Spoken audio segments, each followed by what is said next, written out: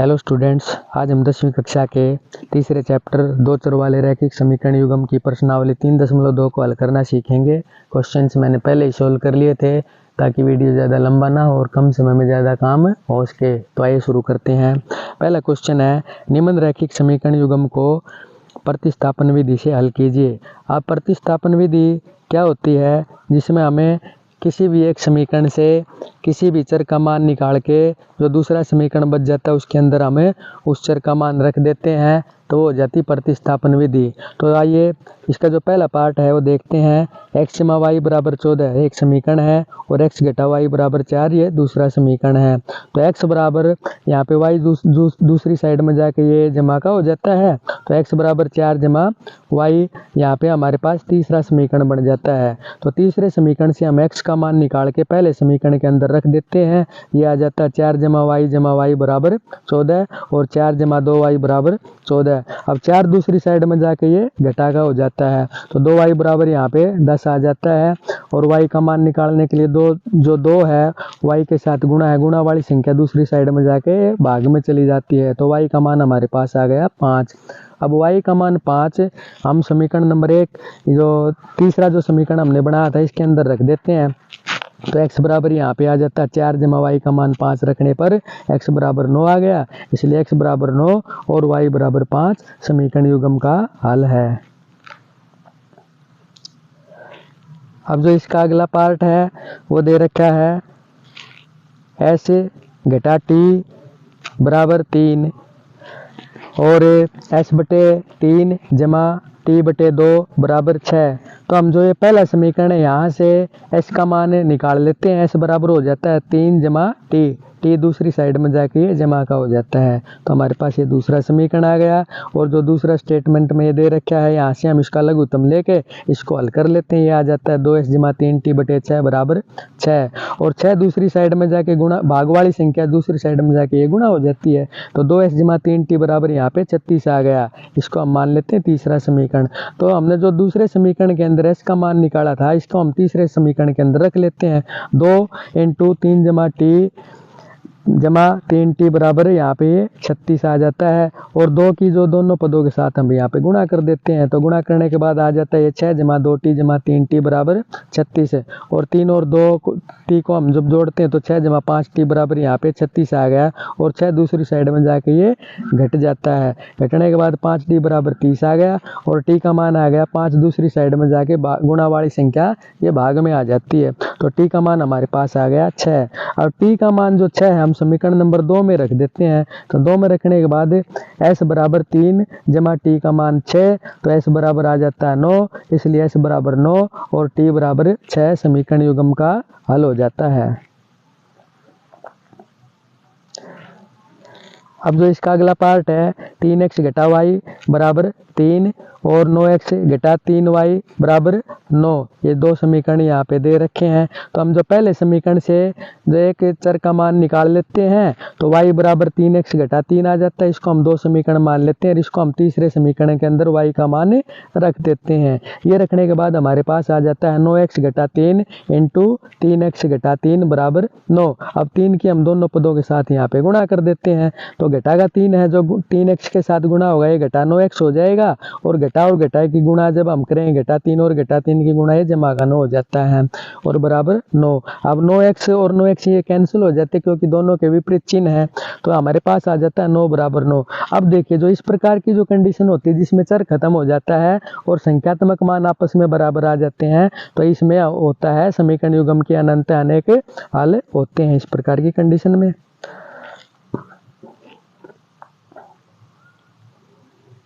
अब जो इसका अगला पार्ट है वो दे रखा है 0.2x जमा 0.3y बराबर 1.3 और 0.4x जमा 0.5y बराबर 2.3। अब देखिए इसमें दोनों ही समीकरणों में एक एक अंक के बाद में दशमलव है, तो हम क्या करते हैं दोनों समीकरणों को दोनों तरफ लेफ्ट साइड और राइट साइड को दोनों तरफ हमें 10 से गुणा कर देते हैं। 10 से गुणा करने के बाद एक तो हमारे पास समीकरण आ जाता है 2x जमा 3y बराबर 13 और दूसरा समीकरण आ जाता है 4x जमा 5y बराबर 23। हम दूसरे समीकरण से यहाँ से x का मान निकाल लेते हैं, तो 4x बराबर आ जाता है 23 घटा 5y, 5y दूसरी साइड में जाके घट जाता है और 4 दूसरी साइड में जाके भाग में आ जाता है, तो x का मान आ गया हमारे पास में 23 घटा 5y बटे में 4। इसको हम मान लेते हैं तीसरा समीकरण। अब जो तीसरा समीकरण से हमने जो x का मान निकाला है, इसको हम समीकरण नंबर 1 में रख देते हैं। तो 1 में रखने के बाद हमारे पास आ गया यहाँ पे 2 गुणा 23 घटा 5y सारे के बटे में 4 जमा 3y बराबर 13। अब ये 2 के पहाड़े में ये कट जाता है, 2 दूनी 4। अब अगर हम दोनों साइड में 2 से गुणा कर देते हैं तो जो 23 घटा 5y के नीचे जो 2 आ जाता है ये खत्म हो जाता है और 2 के साथ गुणा होकर ये आ जाता है यहाँ पे 6y और ये हो गया यहाँ पे 26। तो 23 घटा 5y जमा 6y बराबर 26 और आ जाता है इसको हल करने के बाद 23 जमा y बराबर 26, क्योंकि जो y का जो जमा वाला पद है वो ज़्यादा है। अब y का मान हमारे पास आ गया 23, दूसरी साइड में जाके घट जाता है, तो y बराबर हमारे पास आ गया 3 और y बराबर 3 को हम समीकरण नंबर 3 में रख देते हैं। तो x बराबर आ गया 23 घटा 5 गुणा y का मान बटे में 4 और 23 घटा 5 और 3 की गुणा हो जाती है 15 और बटे में इसके सारे के 4 आ जाता है। 23 में से 15 को घटा देते हैं तो 8 बचते हैं, 8 बटे में 4 आ गया। 4 से हम ऊपर नीचे भाग करते हैं अंश और हर को, तो ये आ जाता है हमारे पास x का मान 2। इसलिए x बराबर 2 और y बराबर 3 समीकरण युग्म का हल है।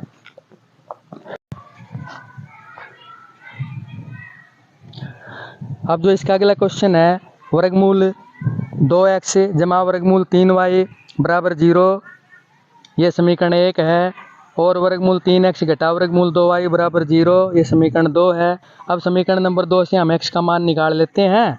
वर्गमूल 3x बराबर हो जाता है वर्गमूल 2y, वर्गमूल 2 घटा का है जो दूसरी साइड में ये जमा का वर्गमूल 2y बन जाता है और वर्गमूल 3 है जो दूसरी साइड में जाके ये भाग में चला जाता है, गुणा वाली संख्या भाग में चली जाती है दूसरी साइड में जाके, तो x का मान हमारे पास आ जाता है वर्गमूल 2 बटे वर्गमूल 3y। इसको हम मान लेते हैं समीकरण नंबर 3। अब समीकरण नंबर 3 से x का मान हम समीकरण नंबर 1 में रख देते हैं।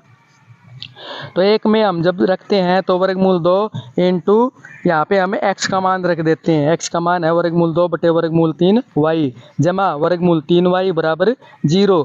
अब यहाँ से वर्गमूल 2 और वर्गमूल 2 जब गुणा होती है तो ये आ जाता है हमारे पास में 2y। और जब अगर हम दोनों साइड में वर्गमूल 3 से गुणा कर देते हैं तो ये जो वर्गमूल 3 है ये गुणा होके यहाँ पे कैंसिल हो जाता है और ये वर्गमूल 3 के साथ गुणा होके यहाँ पे 3y आ जाता है बराबर 0। तो वर्गमूल यहाँ पे आ गया हमारे पास में 2y जमा 3y बराबर 0 और 2y और 3y को जोड़ते हैं तो 5y बराबर 0 और y का मान हमारे पास 0 आ जाता है, क्योंकि 0 को जब 5 दूसरी साइड में ये भाग में चला जाएगा, 0 को हम किसी भी संख्या से भाग करेंगे तो 0 ही आ जाता है। अब y का मान हमारे पास 0 आया, इसको हम समीकरण नंबर 3 में रख लेते हैं।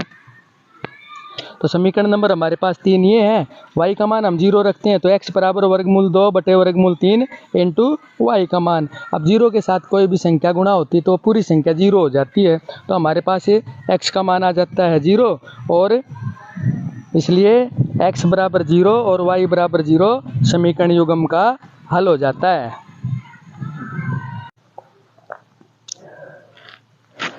अब जो इसका अगला पार्ट है 3x बटे 2 घटा 5y बटे 3 बराबर घटा 2 और x बटे 3 जमा y बटे 2 बराबर 13 बटे 6, ये दो समीकरण यहाँ पे दे रखे हैं। तो पहले समीकरण में हम क्या करते हैं, इसको जो है हर है इसका जो इनका जो लघुत्तम आता है 6 आता है, तो 6 से हम दोनों साइड में गुणा कर देते हैं तो 9x घटा 10y बराबर घटा 12, ये एक समीकरण मान लेते हैं हम। इसी प्रकार जो दूसरा समीकरण स्टेटमेंट में दे रखा है इसमें भी हम लघुत्तम 6 आ जाता है, 6 से दोनों साइड में गुणा करते हैं तो 2x जमा 3y बराबर 13 आ जाता है, क्योंकि यहाँ पे 6 गुणा होगा तो 6 से 6 कैंसिल हो जाता है। दो समीकरण बन गए। अब दूसरे समीकरण से हम x का मान निकाल लेते हैं तो 2x बराबर 13 घटा 3y, 3y दूसरी साइड में जाके घट जाता है और 2 दूसरी साइड में जाके भाग में आ जाता है, तो x बराबर 13 घटा 3y बटे में 2 आ गया। यहाँ पे 3 समीकरण हम इसको मान लेते हैं।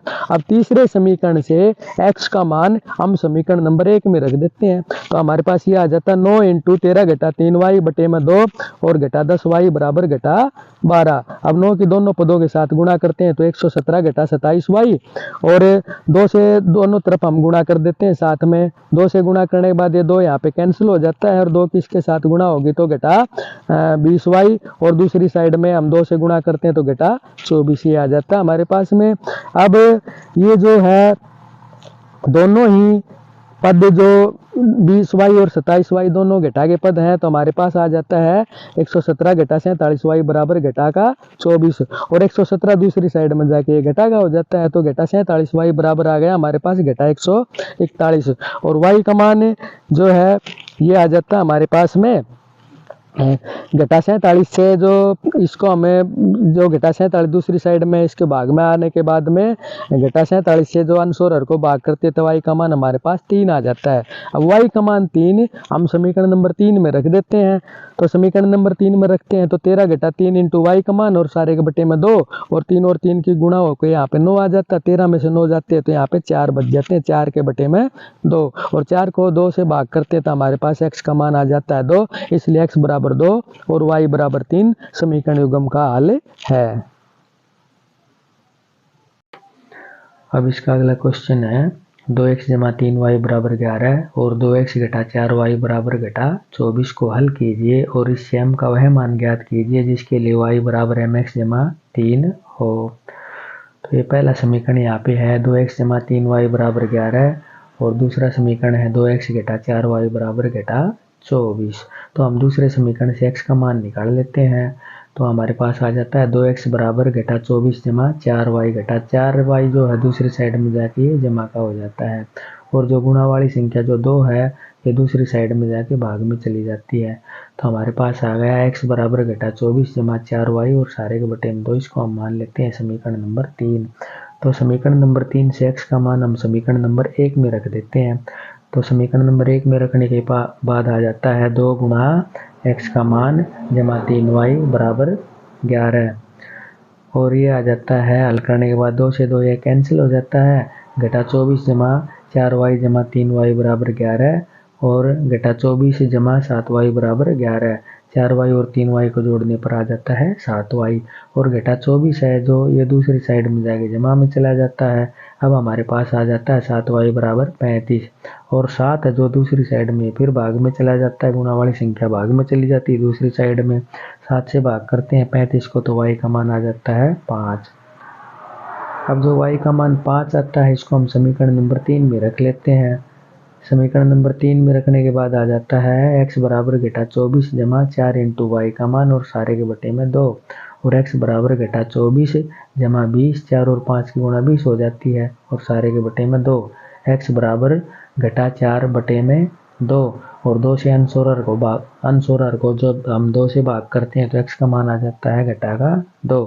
अब x बराबर घटा 2 और y बराबर 5 जो हमारे पास है इसको हम जो स्टेटमेंट के अंदर जो ये समीकरण दे रखा है इसके अंदर रख लेते हैं, y की जगह 5 रख देते हैं बराबर m, और x की जगह हम रख देते हैं घटा 2 जमा 3, हमारे पास आ जाता है 5 बराबर घटा 2m जमा 3, घटा 2m दूसरी साइड में जाके ये जमा का हो जाता है, 5 दूसरी साइड में जाके ये घटा का हो जाता है, इनके निशान बदल जाते हैं दोनों के। अब 2m हमारे पास आ जाता है घटा का 2 क्योंकि घटा की संख्या ज़्यादा है, और जो 2 है दूसरी साइड में भाग में चला जाता है, घटा 2 को 2 से भाग करते हैं तो m का मान आ जाता है घटा का 1, इसलिए m बराबर घटा 1 ऐसे क्वेश्चन का हल हो जाता है।